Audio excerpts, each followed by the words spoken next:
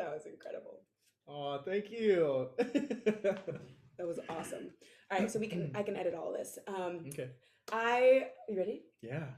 Let's go. Okay. Hello. What is up? It's me, Salisha. Welcome to the Salisha Show. You're like, what is the Salisha Show?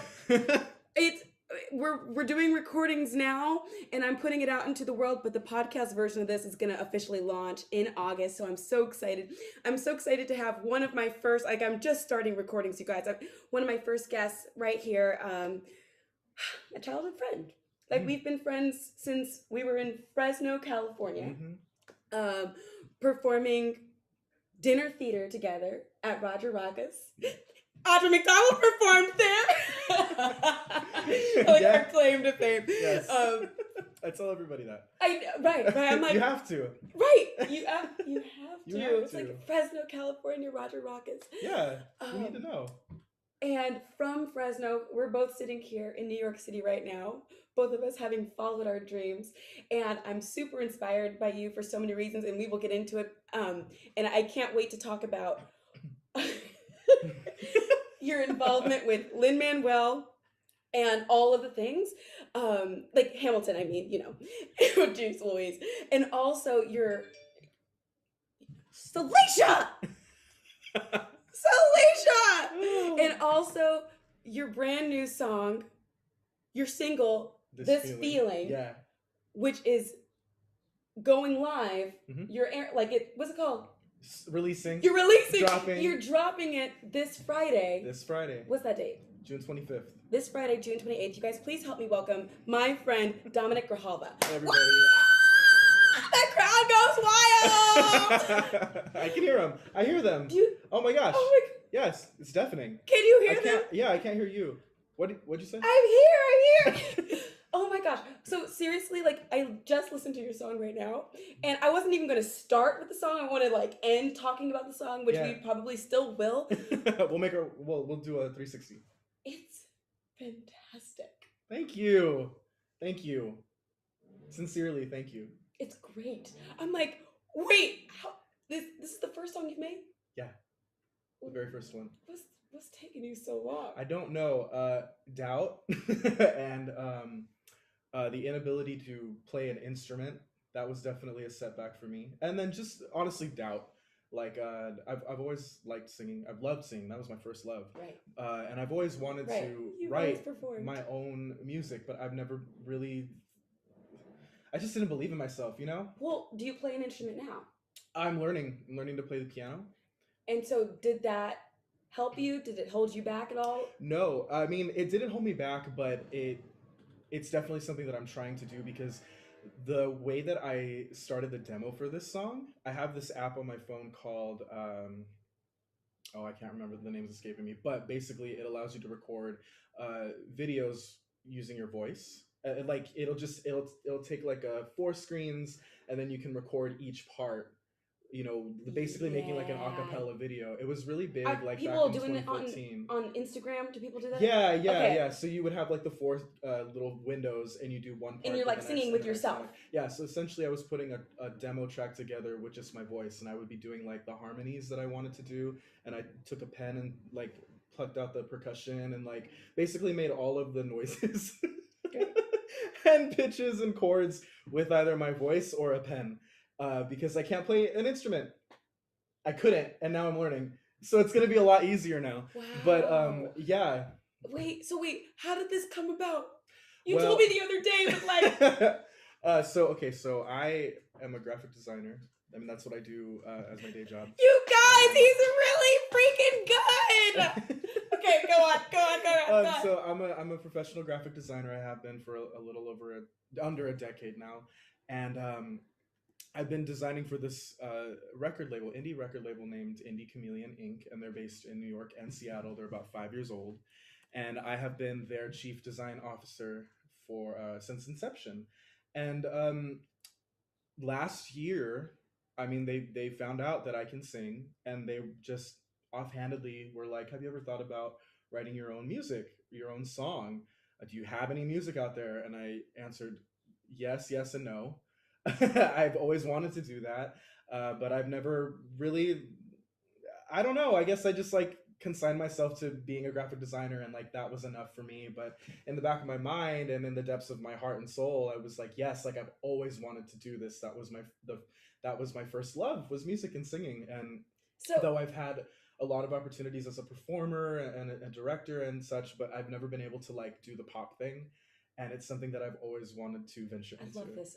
I love this because it's really good. Like, I'm happy that I didn't just listen to it and I'm like, oh, well, at least he's my friend. Like, I guess I'll do him a favor. like, right? Like, no, like, it is like legit. Thank you. And you're saying real stuff. Yeah. And like, we can talk about that or not talk about that later, but like, the lyrics are great. The groove is great. Thank you. From what I just heard from you is like, I have no idea how to get into this. I'm not even sure if I know how to like truly read music or play. But when you have a passion, when you have a desire for something, there is a way to make it happen. Yeah, absolutely. Yeah. Okay. And speaking of, you know what? I know this story, and it still floors me every time. Is when you and correct me. How does the story go? You like made some drawings. Oh, the Hamilton story? Yeah. So I was You're not ready for this. Oh boy. You're not ready for this. This is a graphic design story. But I I was still in college. I was still going to Fresno State, and I was doing what I usually do, which is doodling and working on like doodling. Wait, sorry, you don't know the end of the story? I know the end of the story. Go. I was doodling instead of working on my homework and like my class project, which is very common for me ever since I was a kid.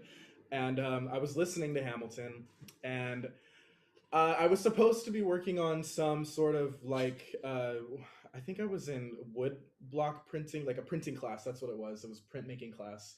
And I was supposed to be working on my final assignment, and I came up with this idea for something that was inspired by a lyric from Hamilton: "Who lives, who dies, who tells your story."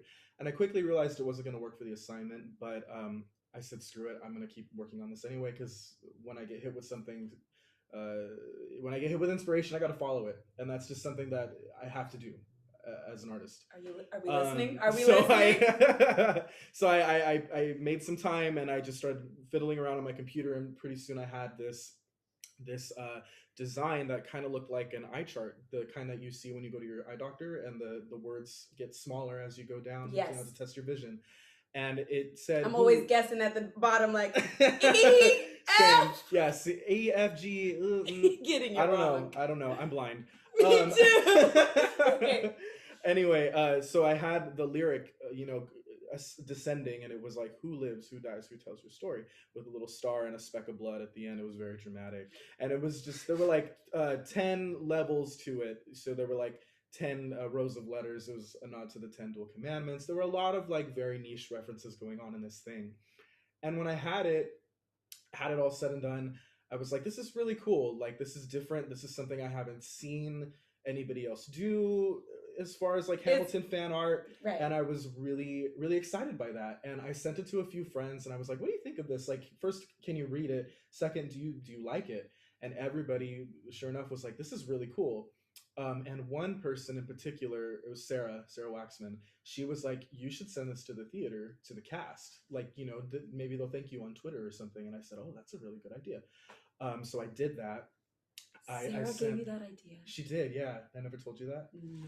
Yeah, I try and say that every time I tell the story, because it was her idea. Yeah, because I was feeling a bit modest about it. I was like, maybe I'll post it to my Instagram and it'll get a couple likes. Same old. But she was the one that was like, no, you need to send that over there because it'll probably make an impression. And she was gassing me up. So thank you, Sarah. Gassing up your friends can go. I'm sorry, we still have to get to the end of the story. I'm like, it can go a long way. Go. Yeah, so I did that. And a couple months went by, and I heard nothing. I think like one cast member. But you did what? You did. I'm sorry. I printed out 50 copies, and I sent them to the Richard Rogers Theater. And he sent them to the theater.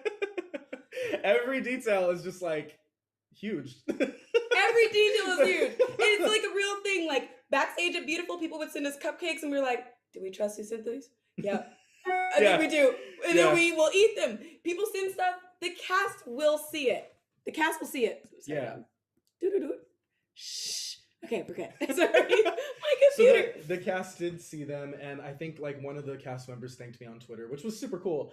And I sent them in November, and the thank you started trickling in, and I thought, okay, that's all I wanted. Just that's fine. It's like an acknowledgement Yeah, an that you got acknowledgement. them. Yeah, because the reason I was doing it was because I was just farting around instead of doing my homework, Doodling. and doodling. Yeah, and then when I had it all said and done, I was like, maybe somebody will like this. I didn't expect much. I never expect much. Okay, so you sent them in November. I sent them in November. And then so December. What happened? So then in December, I'm with my friends. Excuse me, I'm with my friends, and we're watching Star Wars marathon at Edwards Theater in Fresno.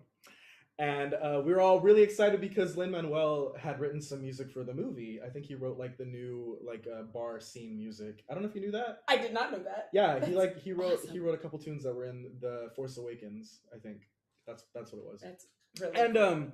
We were like really excited when we saw his name in the credits, and I like tweeted at him, and I was like, "Hey, congrats on Star Wars!" And then he quote tweeted it and was like, "Hey, thank you so much for those eye charts. We love them. Thank you so much." Yeah, and that started this very like fast tracked like relationship between him and I on Twitter. He was already following me because I was like so much of a crazed fan already. He was following you? Yeah. I mean, the reason for that is because I had been following him on Twitter since I had Twitter, since he had started on Twitter. And I mean, like, I'm a fan of him going all the way back to In the Heights. So, like, anytime In the Heights before the movie. Before the movie. We're talking about the Broadway. But yeah, I mean, I was such a fan of him growing up, like since I was 16. I mean, I remember watching him accept those Tony Awards for In the Heights, and I remember being so inspired by that, and literally, oh my gosh, Dom. Literally turning to my friend Marissa, who I think was the person I was watching them with, and was like, I want to work with that guy. Like, he's doing something so cool, so fresh, and so different.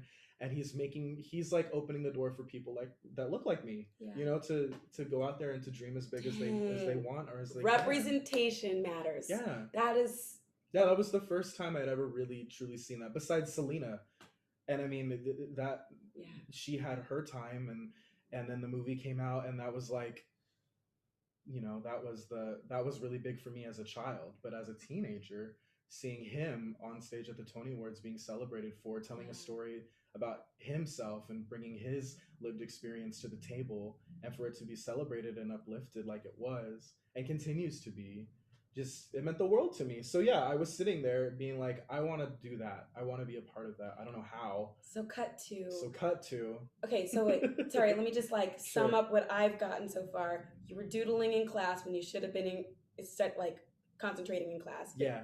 You were doing what you just like to do for fun. Yeah, what I love to do. And I was in college and also working professionally as a freelance artist, and I think at the time as a junior designer for a marketing firm, Marketing Plus in Fresno as well. So I was really busy. You're busy. You're doing. I feel like the things that we love to do.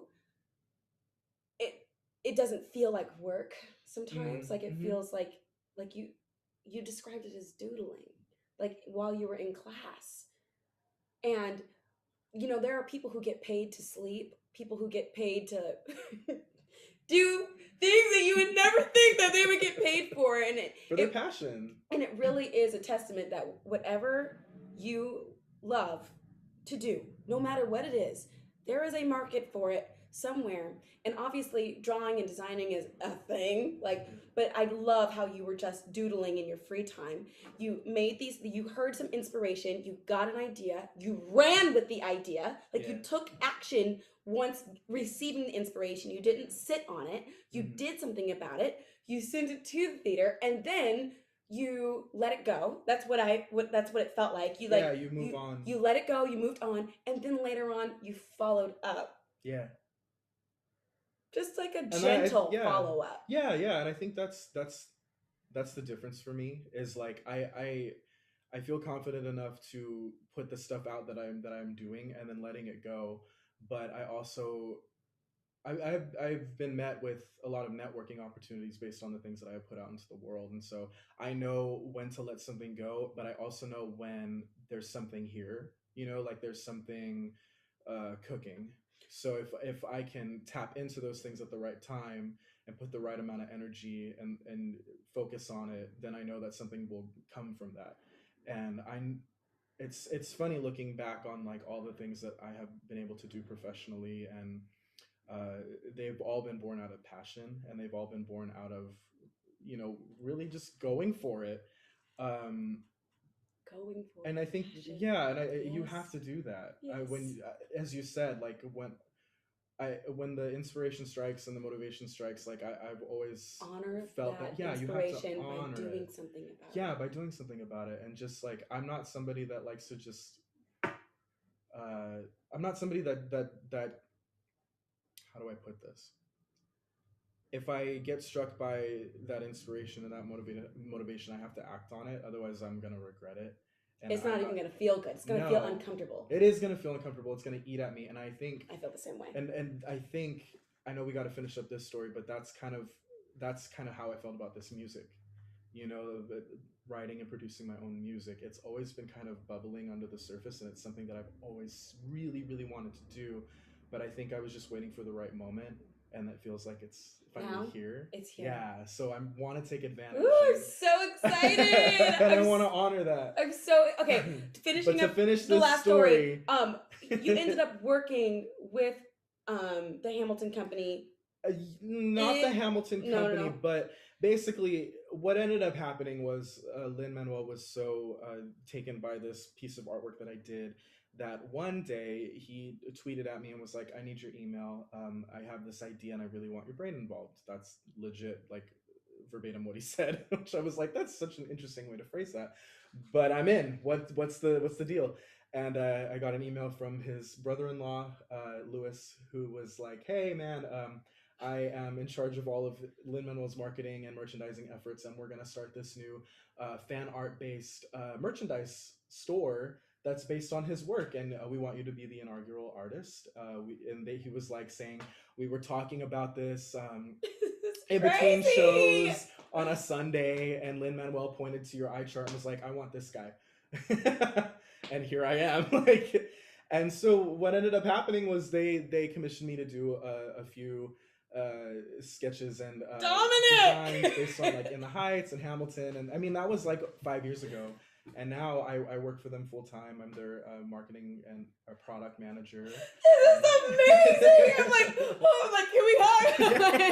I'm like so proud. I'm like Fresno people. Yes, like yes. Truly, like yes. From dinner theater to the big leagues. Like it's so exciting. It's like, and it's inspiring. It's just like you years ago wanted to work with this guy so long ago, and anything is possible. I still remember looking at Carly Hughes performing at the Tony Awards singing Will You Love Me Tomorrow, and thinking like, wow,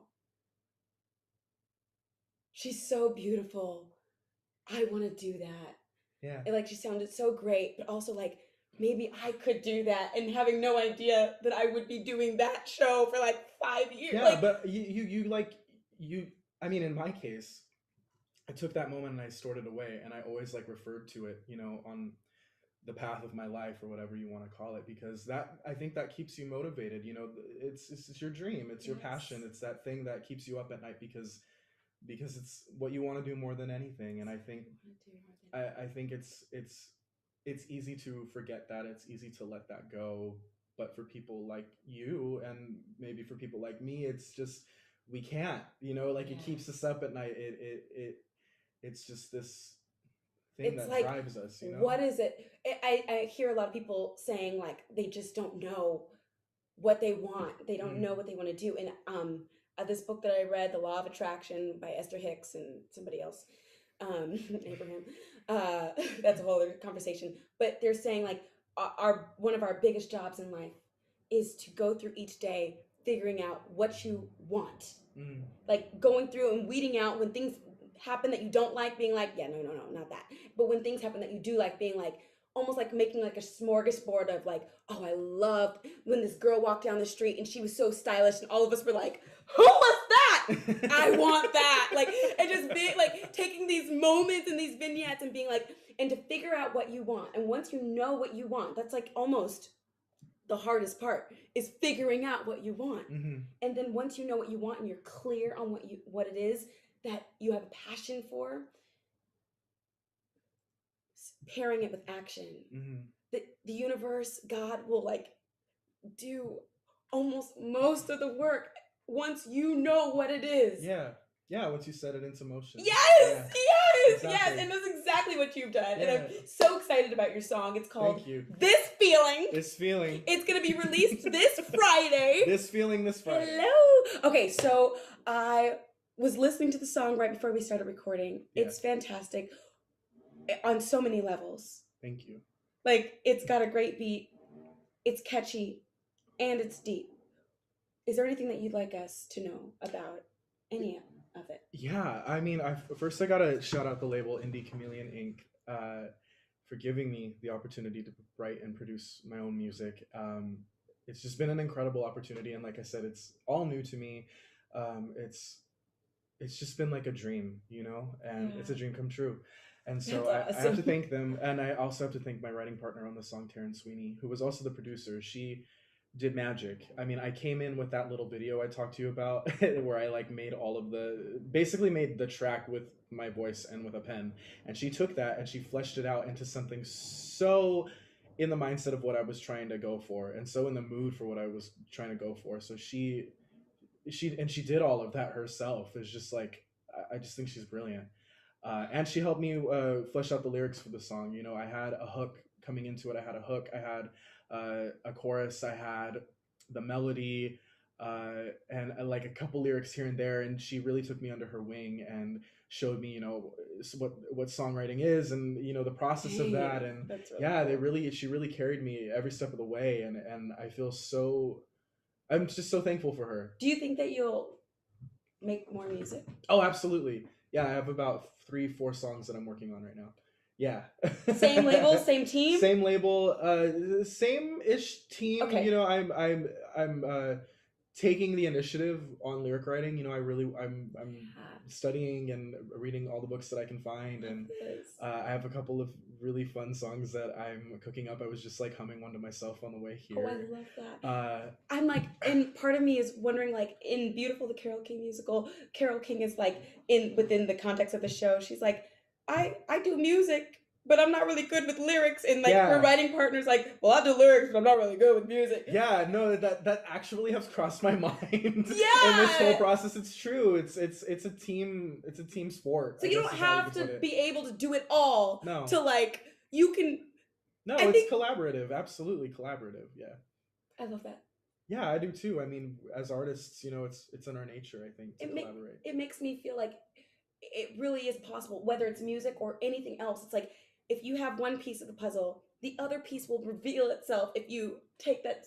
Yeah, and it's necessary, you know, to collaborate and to work with other people, because they help. If you got the right people on your team, they help bring out the best of you, and you in turn bring out the best in them. And I think that's really what's happened here between Taryn and I, and Robin Lai, who was the engineer on the song. He was the person that I did all the recording with. He mixed and mastered the entire track, and That's awesome. And I mean, you heard it for yourself. It's just from Taryn's track to Robin's mastering and mixing of all the vocals that I did. I did my own backup vocals, by the way. You did?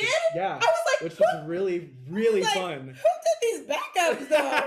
Yeah, that was all me. That was all me. They sound and great. I loved doing it. I mean, coming from theater, I'm used to singing oohs, ahs, and backup harmonies, and I love that. I don't love sitting in a chair for 4 hours and learning them, but once I know them, oh yeah, that's my favorite. I love dissonance. I love like really fleshed out, grounded harmonies. It sounds so good. You sound great. Thank you.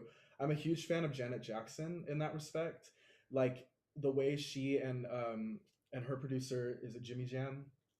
I want to say. Sorry, Janet, if I got it wrong. Sorry to Janet if I got it wrong. Sorry, Janet. But whoever is coming up with the backup harmonies, like they're my favorite. Like I just love how soulful and full, and just like there's always like some dissonance in there, and she's definitely like her style, her vocal style is something that I try and emulate. She's a huge influence on me in many regards. That Janet's cool. Yeah, Janet will always be cool. Like I went to her State of the World tour a few years ago. I took my mom. Yeah, we had the time of our lives. And then like she's got like so many hits, but girl, like she did song after song after song after song, like 60 songs it felt like, because she's just got so many. She's illustrious, like she's got such a big ass discography. Wow. And I just like soak it up, like in terms of her performance and her showmanship and her vocal ability and her harmonies, like I take that with me in stride. And she's not the only person, there's a lot of influences, and I could probably get into that on another time, but I love anyway, all that to say, because of Taryn and Robin and Rye Armstrong, the CEO of the label, he's been very helpful to me in this. The whole team has been. That's awesome. And we're all friends, and so what's also really cool about this is like this is the first song that we all wrote, produced, and recorded, all of us together. So this is like this is our baby. Together, it's like everyone's proud of this. Yeah, everyone's really proud of this, and we're all really excited, and I'm just the face of it, like I couldn't have done it without them, and so I'm really excited about what's next. Aww. And I think what's next is more maybe more moody songs, but also I wanna do more liberating songs. I want to do some some bops that you can really dance to. This is a bop though, like thank you. It's like a perfect combination of like, wait, these lyrics are deep. Yeah, but like also this is a pop. Yeah, no, I call it a sad twerking song. Not a sad twerking song. When you wanna like groove, and maybe you wanna cry too, or like I feel like it's a song that you can listen to when you're at the club, and like it's maybe like later in the evening when you've gotten all your zoomies out, and you're just like chilling with your friends, having a drink, and you're at the bottle service or something. Like I envision like an expensive experience, like something that you can groove to or you can dance to. Also, when you get home and maybe you're a little heartbroken or you're missing somebody, you can kind of be in your feelings about for a little while about it, and that's kind of the. I like that you get a dual use out of the song that way. Yeah, that's how I feel about the Dear Evan Hansen track. I could be like, yes, life is beautiful. I'm like, oh, I'm sad. Yeah, it's like any kind of mood. Yeah, it's a multi-use kind of experience. I love that. Is there anything else that you would like to share?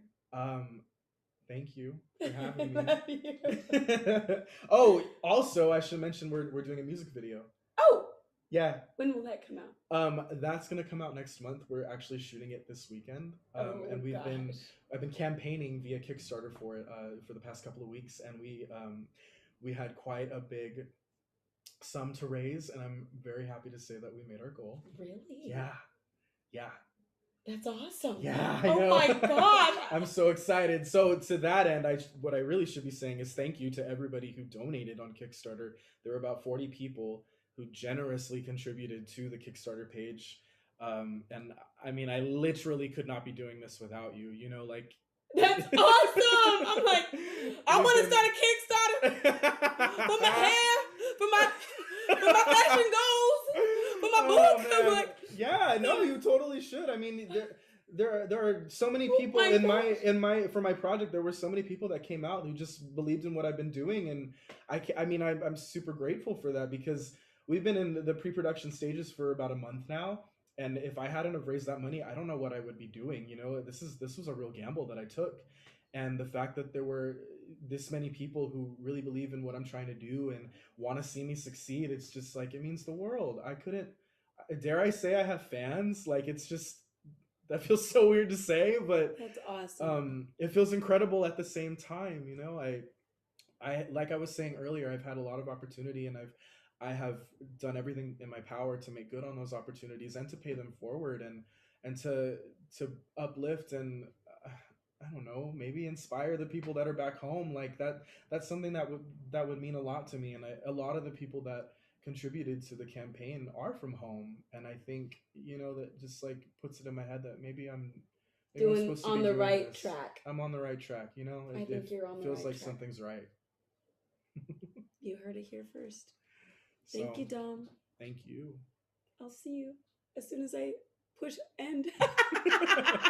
Mwah. Thank you. Love you.